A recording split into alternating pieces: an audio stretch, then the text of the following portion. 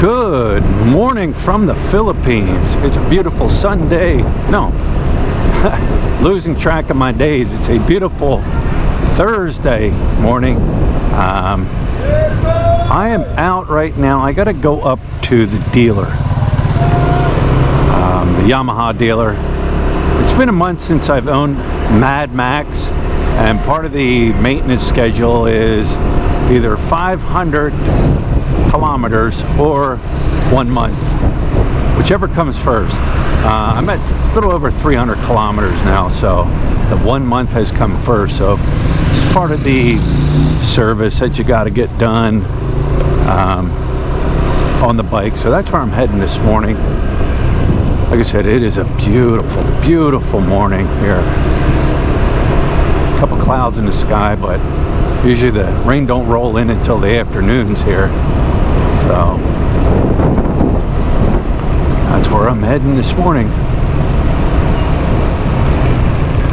Oh, there's a bump. When you travel these roads enough, you know exactly where these crazy speed bumps are.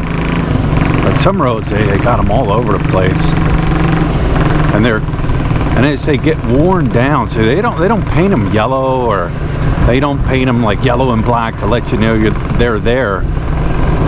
You either know they're there or you see them. Like I said, they blend in with the road so well, and if you don't catch them, you know it when you hit them. It'll jar you. I've driven this road here enough to know that's like the only one. And of course there's a couple areas that are beat up.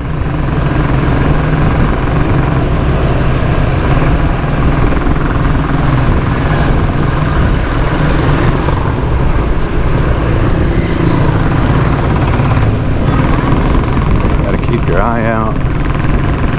You always got to look behind you in your mirrors too, because there's always somebody that will come up the left or the right side of you, and you don't catch them. You don't catch them till they're right beside you. And we'll go this way.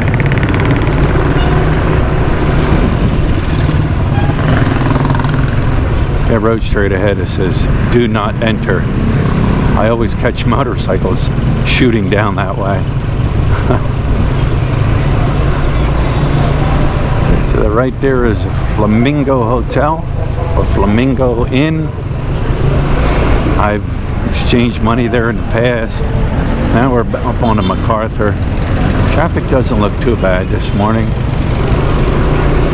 It's like around 8:50, 8:55, something like that. There's a guy in front of me with the chairs stacked on his motorcycle. He's got like 6 of them there in a box.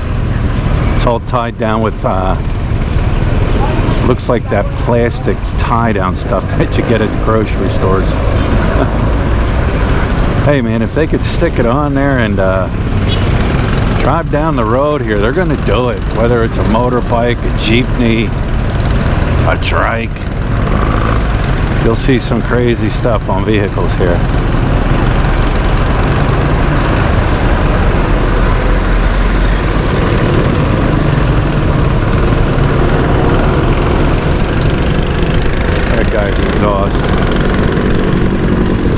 Then you got to sit there on a motorbike and sniff it. Sniff it.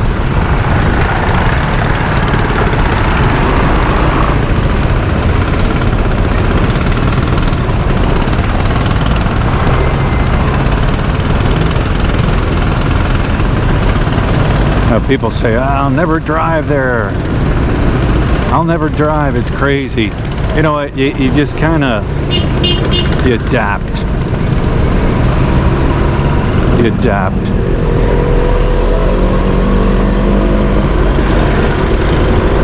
Pick your spot, pick your lane, and go. That's what I always do.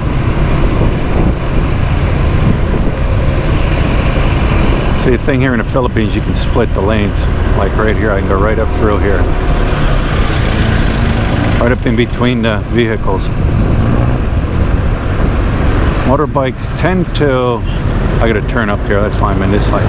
Motorbikes tend to hug the far right side.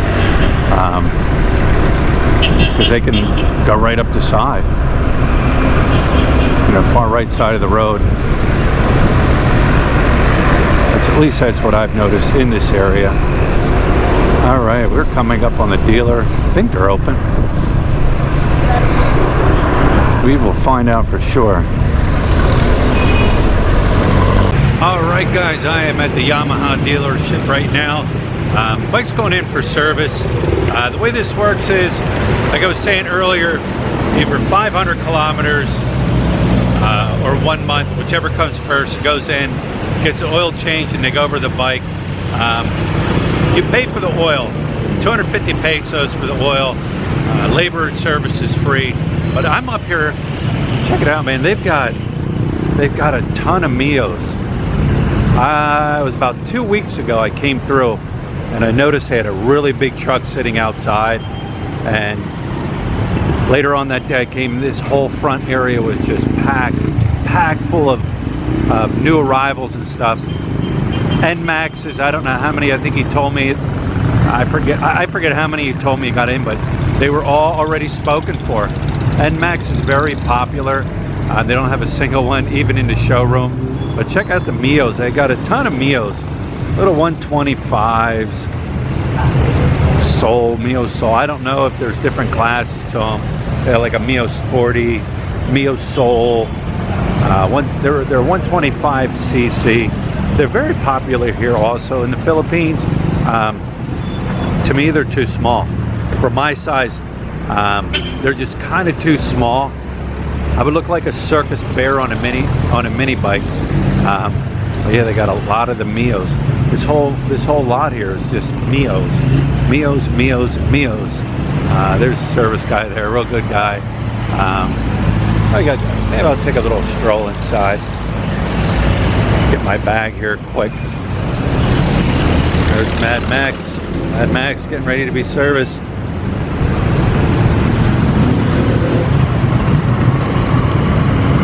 You don't make an appointment, you just kind of show up.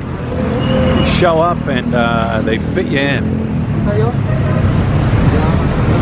That Mio midsole, that's small. This is another Mio sole. I don't know. I never really checked into them because I'm too big on them, too big for it. But like I said, they're very popular here. Here's their showroom. This R3. I forget how many cc's. He told me 300 and some cc. They got the Yamaha Aerox.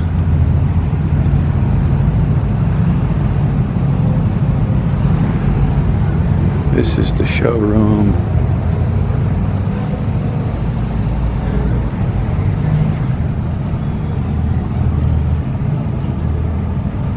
There's the price.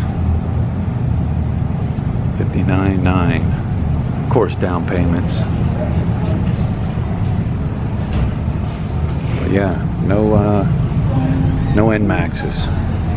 Not a single one. R3, there it is. Guys, check out this bike. It's in for service. Check out he told me there's stick-ons. This work was done up in Tarlac. Check it out, man. That's pretty wild.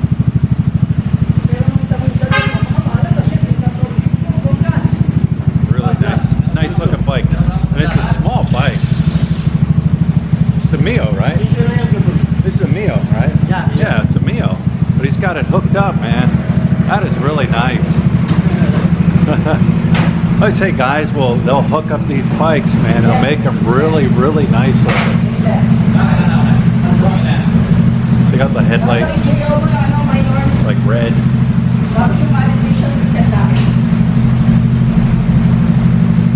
It's like a real thin tire. It's got these red lights up under here for at night.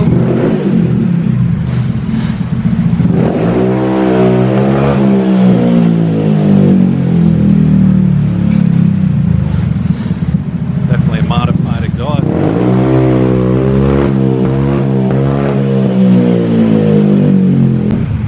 There it is, guys. Mad Max.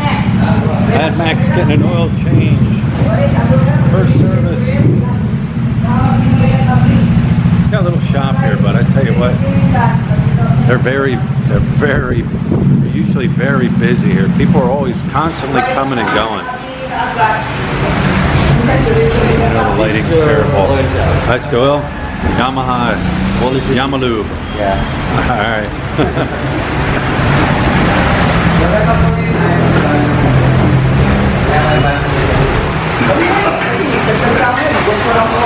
Those bikes all out there. 1, 2, 3, 4 of them. Here comes the 5th one, waiting for service. Like I said, the place is very busy.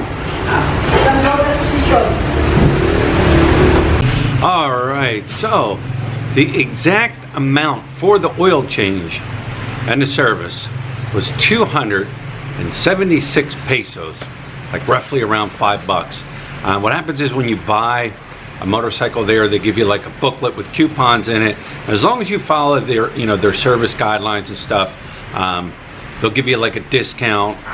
So I got a discount on everything. Changed the oil.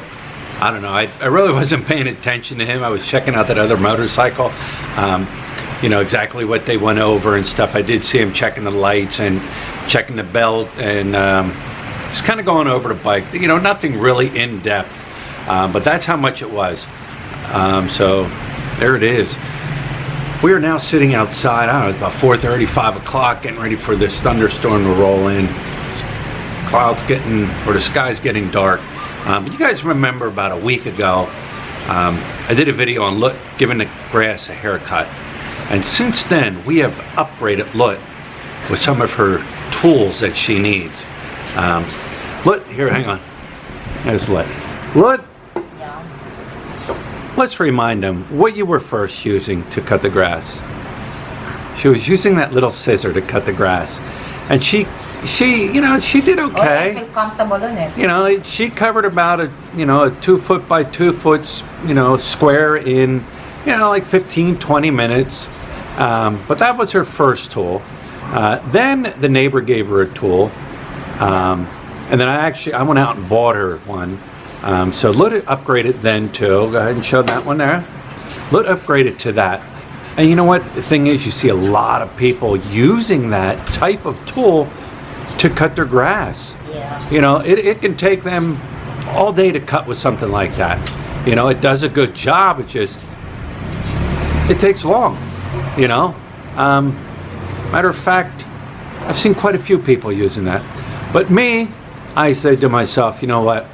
That just kind of takes too long. I did check into like lawnmowers and stuff, and they're expensive here. They can run you a couple $100 for like a small one. The thing is, wherever you go, you're gonna have to wheel and deal. You go up to Marine Arcade, you got a wheel and deal up there. You're not getting a great deal, or you are getting a good deal. They had electric lawnmowers. I checked into weed whackers, but man, they're expensive. So what I did is I said, you know what? I got the perfect grass cutting machine. And here's the thing, guys. Some people say, well, you should be out there cutting the grass. But you know what? Here's the thing. Like this morning, I went and took Hannah Grace to school, dropped her off, came back, and she's out here cutting grass. Like, look, we'll just do it, And she tells me, I'll do it, don't worry, I'll do it.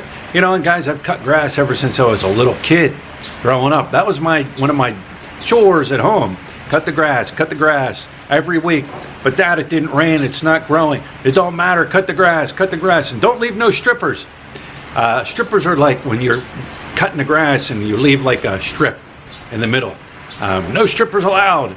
So, but anyways, I went out and I upgraded Lut to make the job a little bit easier. Like I said, she just does it. And I've said to her many times, look, I'll do it. And I'll come home and she's out doing it. But anyways, let us show you her upgrade. And maybe we can get Lut out here to show us how it runs. We'll get Lut out here to show us how it runs, since she's the expert. You guys ready for this? Here we go. I bought Lut the Cadillac. How about look the Cadillac? You ready? Here it is. The push mower. The hand push mower. Guys, my grandmother, I remember growing up and she had one like this, and I used to always like cutting with it. But if you're not familiar with what one is, and I'm sure a lot of you people are because you're like around my age, it's a hand pusher. You hand push it. It's got the blade that turns. Go ahead, look, show them how it's done. Yeah. It's got the hand blade, or it's got the blade under there, and that cuts it. You just push and you cut. But Lut has upgraded. Lut has the Cadillac now. Like I said, she was out here this morning. I got home and she was out here cutting. She likes doing it. So, can't keep her away from it. Anyways, guys, here's our orchids. We got them up here. They're up here right now, waiting for them to grow. Say, look, there she is, still going at it. Oh, here's another thing too. Before I wrap this one up, Hannah Grace, I picked her up from school and she said, "Dad, I got a project tomorrow." I said, "What's the project?" She said, "We need a newspaper." Okay, so we stopped at one of the convenience stores on the way home. What? No newspapers. No, don't do that. We stopped at 7-Eleven. No newspapers. Like, what? It's funny. Like, I know one place that sells it here, JJ's, and that's it. You can't, like, you go into these grocery stores or you go into these convenience stores like back in the States that sell newspapers. They don't sell them. So I told her, I said, you know what? You should just walk in there tomorrow. Show the teacher your tablet. Show the teacher a phone. Say, this is my newspaper. But you think about it, that's where a lot of people get news. Off the internet, off of tablets, you know. But yeah, it was funny, like you couldn't find a newspaper in any of like the convenience stores and 7-Elevens here, you know. I feel bad if she was out in the province, you know. She'd probably have to go to like Cebu or San Fran or one of the bigger cities to find a newspaper. So anyways, guys, we're gonna wrap this one up. Choi loves it. He loves playing in the yard. He's enjoying himself. Lut's enjoying her new Cadillac. And I guess we will talk to you guys tomorrow.